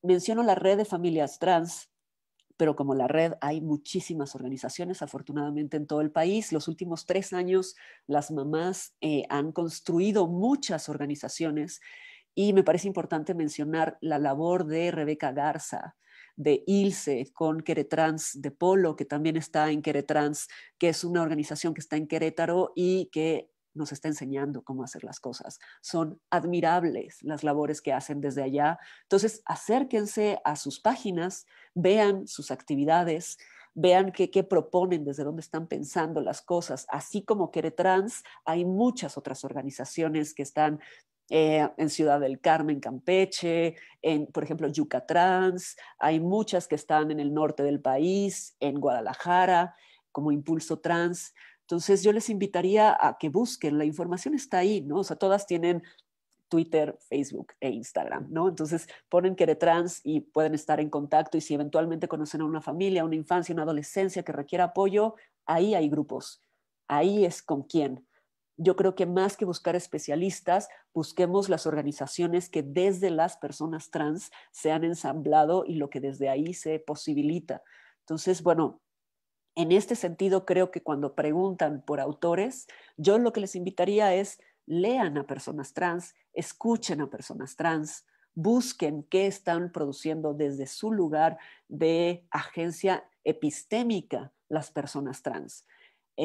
Tenemos la apreciadísima fortuna de contar con una de las investigadoras más maravillosas del mundo, diría yo, pero bueno, México, Latinoamérica, que se llama Shivonne Guerrero McManus. Tiene un canal de YouTube que es de lo mejor que puede brindar YouTube para informarse sobre el tema trans en México. Búsquenla, vean sus videos semanales, sus videos quincenales, todo lo que problematiza, cómo expone lo que elabora, lo que piensa. Es un pensamiento abismal, ¿no? Tiene desperdicio lo que elabora y la complejidad y el nivel de análisis y de sensibilidad y de empatía en sus videos. Igualmente, si quieren buscar más información, por ejemplo, está Lucas Platero del Estado español, igualmente Miquel Misé del Estado español. Hay poetas trans en México, ¿no? Lía García, Cano Cancán, que son personas maravillosas. Hay un chico que se llama Daniel, que está en Oaxaca, que está escribiendo poesía hermosísima. Y digo poesía porque estamos hablando de una poética relacional distinta, ¿no? Estamos hablando de un entramado afectivo distinto y justo creo que es ahí donde podemos ir, ¿no? A este tipo de producciones. Yo les recomendaría, por ejemplo, si quieren acercarse a las vivencias del trabajo sexual de las mujeres trans que están ejerciendo el trabajo sexual, pueden buscar a Natalia Lane, que es una de las activistas más admiradas en México y que están logrando cosas increíbles en apoyo a las mujeres trans que están ahora en situación de calle o las mujeres trans que ejercen el trabajo sexual y que son adultas mayores. Desde ahí hay toda una propuesta de activismos de personas que ejercen el activismo en México y que habríamos de reconocerles muchísimo por todo el impacto que están teniendo en un sinfín de entornos. Yo les recomendaría mucho sobre todo el trabajo de Lía García, que ella estudió pedagogía y hace performance, es una artista, es poeta y pueden buscarla y pueden ver en YouTube lo que ha hecho para pensar la pedagogía desde otros lugares. Igualmente hay un texto maravilloso de una mujer trans pedagoga también, que se llama Annalise Bello, que produce un texto que se llama Transpedagogías o algo similar desde Colombia. es extraordinario para también problematizar los entornos y las violencias que sostienen los entornos educativos. Y por supuesto todo lo que puedan ver de poesía de Susie Shock, por ejemplo, creo que es maravilloso, de Marlene Guayar, de Lara también, son mujeres que se denominan travestis de Argentina, y pues bueno, sabemos que Argentina es un faro en cuanto a los avances legislativos. Allá desde el 2012 tienen una ley de identidad de género que respalda a las infancias, que da todo el sistema de salud, cubre las necesidades sanitarias de las poblaciones trans sin importar la edad que tengan. Y esto no es cosa menor. Sabemos que allá están luchando por el cupo laboral travesti trans y que lo acaban de lograr, y que está habiendo ahí toda una apuesta para que haya inclusión laboral, ¿no? O sea, esto es importantísimo para poner un freno a toda la precarización que hay para las poblaciones trans. Yo lo que quisiera retomar con esto de Argentina es que no solamente en lo legislativo son la vanguardia en Latinoamérica y son una lumbrera que nos enseña cómo hacer, claro, ajustando a nuestro contexto, sino también en educación sexual integral. El programa de educación sexual integral que propone Argentina, creo que es algo que pueden ustedes acercarse, visitar, ver qué plantea y cómo lo plantea. Y por supuesto que desde Argentina se le hacen muchísimas críticas a este programa, pero para nosotros puede ser un primer paso. Hay mucho que desarrollar todavía ahí, pero insisto, nos puede dar un poco de luz de hacia dónde habría de hacerse.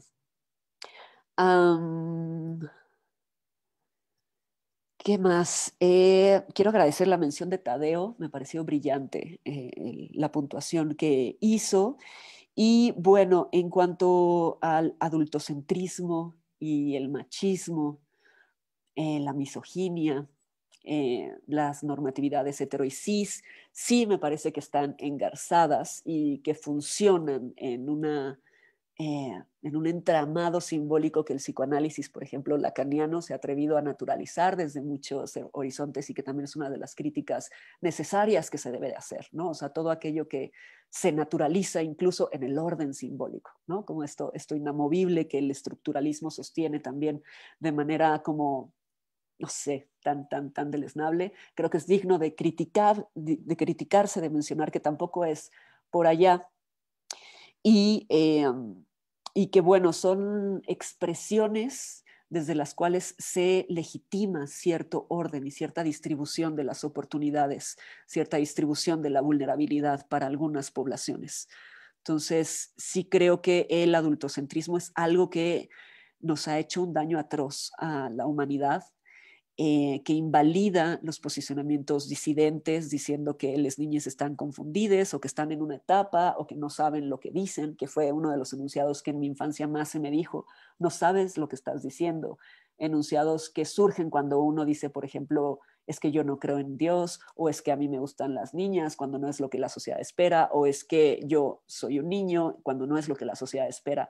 Constantemente el entorno familiar deslegitima estos enunciados. Por ejemplo, justo hace unos días, escuchaba a una familia que decía: es que lo está diciendo por moda, lo está diciendo porque, sobre su hija trans, lo está diciendo porque es súper influenciable. Y fue como, pero señora, usted me acaba de decir que lleva 2 años y medio diciendo esto, que desde hace 2 años y medio su hija está diciendo estos enunciados de manera consistente y lo expresa de muchas formas en sus dibujos, en sus escritos, en su escuela. Y usted dice que es por moda. Y creo que ahí hay algo que tendríamos que pensar sobre cómo se ejerce la opresión desde los adultos sobre los enunciados que hacen las infancias, ¿no? Creo que es grave, y que las escuelas tienen ahí una labor de educación hacia las familias, hacia los familiares, para que puedan escuchar. Y escuchar no es fácil porque implica abrirse a la alteridad, abrirse a la diferencia. Y evidentemente esto implica un duelo que atraviesan la mayoría de las madres, la mayoría de lesadres, sobre lo que esperan de sus hijas y lo que en realidad sus hijas son. Que esto, por supuesto, es mucho más contundente con quienes estamos fuera de las normatividades, pero es un fenómeno que pasa y que se estudia desde la psicología en todas las familias, ¿no? Hay un duelo por la pérdida del hijo idealizado, de la hija idealizada, hay un duelo también por la pérdida de les adres idealizades, ¿no? Y me parece que ahí tendríamos que pensar más y quizá hacer cierto andamiaje de los procesos que viven las familias, porque hay mucha coerción, mucha vigilancia y control por parte de las familias cuando sus hijos no cumplen con sus estándares. Y eso es violencia. Este ideal que en México se vive en torno a la familia, ¿no? Como súper romantizada, cuando sabemos que la familia es de lo más agresivo que hay, cuando hay algo extraño, cuando hay algún extraño o cuando algo extraño hay en su interior, en su núcleo. Y que gran parte de las violencias que vivimos las personas que no estamos como cumpliendo con las normatividades y los estándares sociales, vienen por parte de las familias, de los núcleos familiares y de la familia extensa. Entonces creo que hay que problematizar y tensionar también el orden de la familia.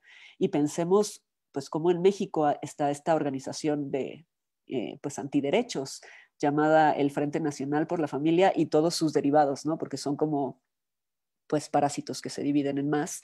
Entonces, creo que sostienen valores y visiones que van en detrimento de los derechos humanos, de las mujeres, de las niñas, que gran parte de sus postulados y de los movimientos que hacen están en articulación directa con la violencia de género. Y creo que ahí tendríamos que estar cuestionando y procurando incidir entre todos en contra de estos grupos.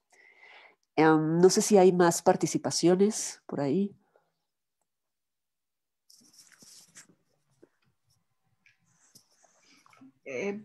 Sí, no, me parece que no. Me parece que no. Hasta acá lo plantearon, hicieron comentarios y preguntas nada más. Ok, perfecto. Bueno, solamente por mencionar algunos autores que están, pues que llevan muchos años, ¿no? Trabajando con poblaciones trans. Por ejemplo, Diane Ehrensaft es una de las autoras que llevan 30 años trabajando con infancias y adolescencias trans. Les puedo escribir aquí en el chat el nombre, por si lo quieren compartir.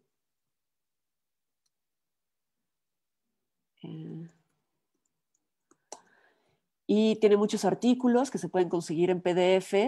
Ella partió de una formación en psicoanálisis y eventualmente forjó su propio posicionamiento y su propio estilo y tiene varios libros que de hecho también se pueden conseguir. También este de Ann Travers es extraordinario, de Transgeneration se llama. También aborda sobre las infancias trans. Anne es una persona trans de Canadá que también ha hecho investigación y desarrollos que son muy potentes. Son libros que se pueden conseguir pues igual, ¿no? Por allá en Internet y sus espacios de piratería.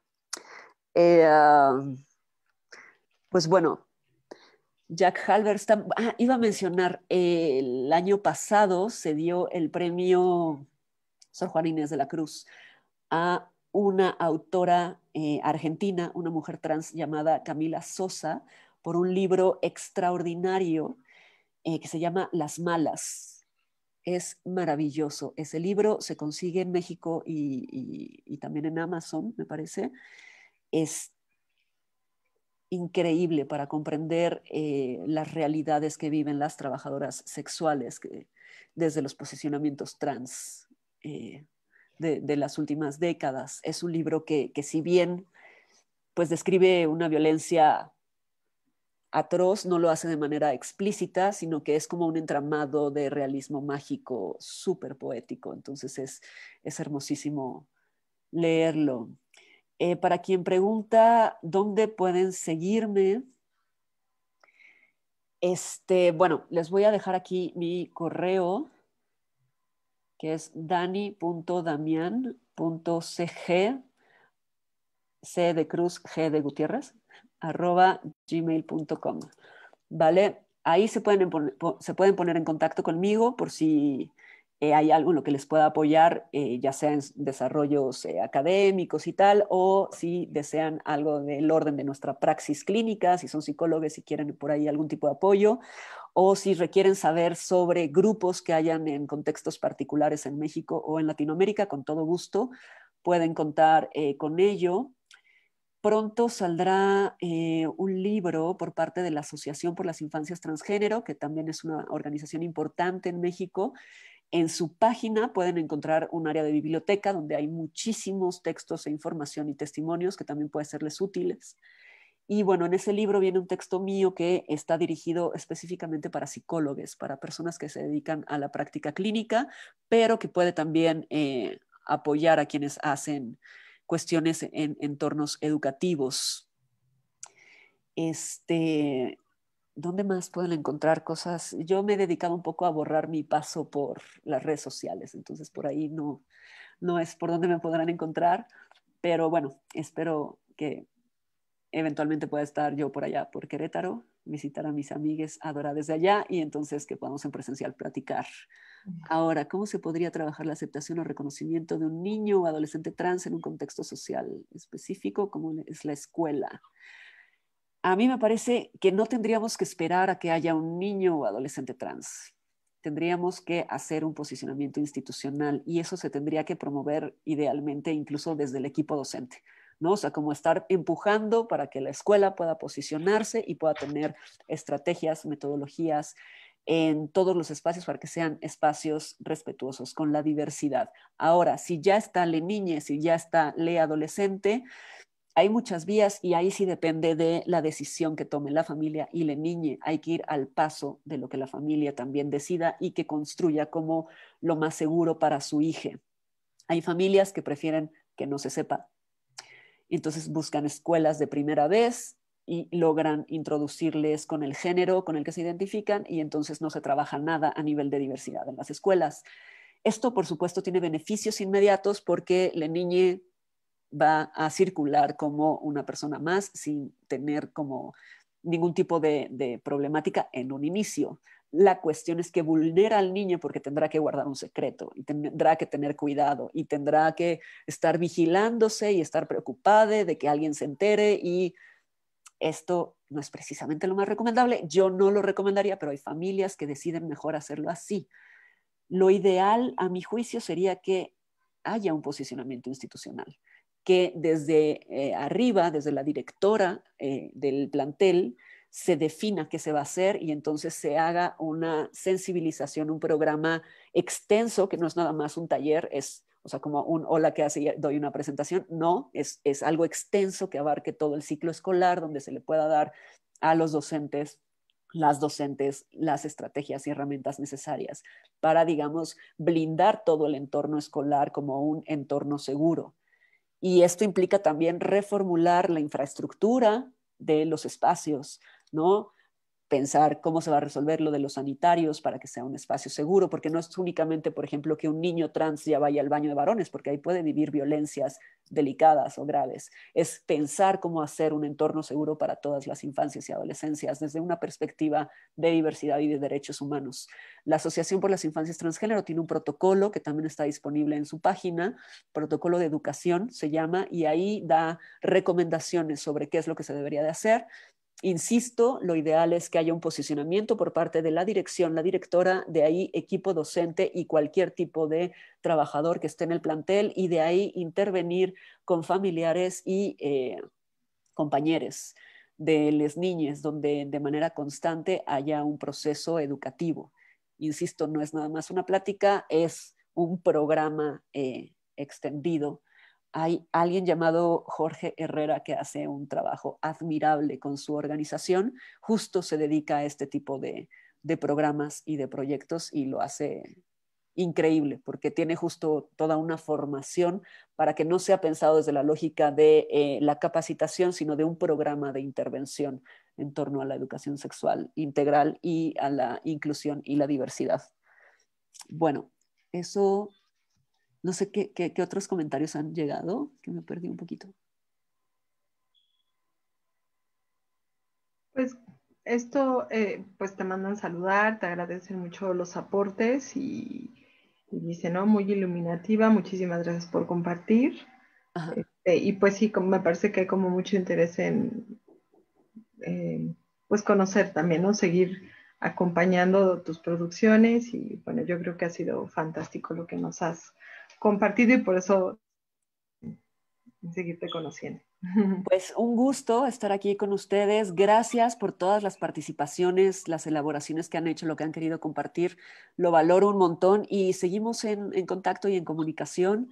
Quienes quieran más textos y tal, tengo una amplia bibliografía en PDF que puedo mandar, entonces escríbanme a mi correo y comparto todo lo que pueda compartir y pues sabemos que esto es una interlocución que continuará. Les agradezco muchísimo, Marcela y Paulina, gracias a su universidad y seguimos en contacto. Gracias, gracias, Dani. Pues yo, no sé, Pau, ¿quieres decir algo, compartirnos algo antes? Pues simplemente agradecer de verdad pues, lo que nos has compartido, ¿no? A mí me parece, me quedo, ¿no? Me quedo con esto tan importante que has puesto en la mesa y no es nada más voltear a ver las infancias trans, sino comprender que los seres humanos somos diversos y que hay que a reconocer esa diversidad en cada uno y en cada una de nosotros y que solo así podemos pensar en espacios seguros, ¿no? O sea, no tener que mirar a cierto sector de la población pensando que los demás vivimos un entorno seguro. Creo que ese es el mensaje un poco que nos has puesto en la mesa y que no tenemos, por lo tanto, que esperar a que venga alguien diferente para pensar en otras disposiciones. Si ese espacio es seguro para cada uno y para cada uno. Entonces, agradezco sí, buscaremos, esperemos que hablando de la medicalización, la vacuna llegue pronto y podamos reunirnos otra vez en presencial. Muchas gracias, Damián, y le dejo la palabra a Marce. Gracias, Marce. Y pues también agradecer a la universidad que piensa en este espacio que puede llegar, ¿no? Más allá también de las cosas. Muchas gracias, Paulina. No, a mí, así como con lo que iniciaste, a mí me gustaría también como agradecerte y cerrar. Cuando tú hablas, cuando tú nos compartes desde dónde hablas, tu colocación, desde dónde ves las cosas, desde dónde estableces una relación de conocimiento con la realidad que te interesa y te implica, me parece que todo el proceso que hoy nos pudiste compartir retorna a ese punto, ¿no? A ese punto donde no son las infancias en general, no son las adolescencias en general, o las infancias y adolescencias trans, como dijiste, es en general, ¿no? Es todo lo que implica y la complejidad, los dinamismos, esto que me parece que está ahí, pero que tú hoy marcas fuertemente, ¿no? Esos movimientos, esas dimensiones, esas tensiones. A mí me gusta mucho cuando, que es la tercera vez que te escucho hablar, esto, la manera en la que colocas el concepto de eróticas, ¿no? Como la posibilidad pensaba, ¿no? En la posibilidad de ser, vivir la infancia y la adolescencia desde las múltiples eróticas implica lo que uno desea hacer, cómo desea vivir, cómo quiere sentirse, de qué manera quiere relacionarse, cómo quiere estar en el mundo. Entonces, a mí me parece que el problema no es ese, para nada. El problema es la colocación epistémica, ¿no? La colocación epistémica, desde dónde nos vamos formando, desde dónde vamos sintiendo, pensando y estableciendo una relación con la otra edad, como lo estás planteando, ¿no? Entonces, a mí me parece que hoy yo lo pondré en estas palabras, ¿no?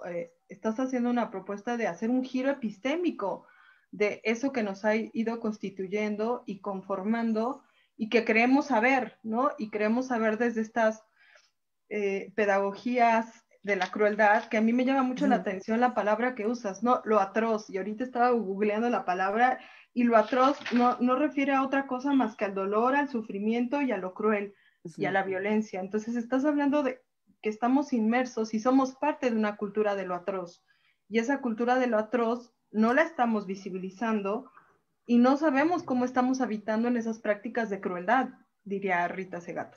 ¿no? Sí.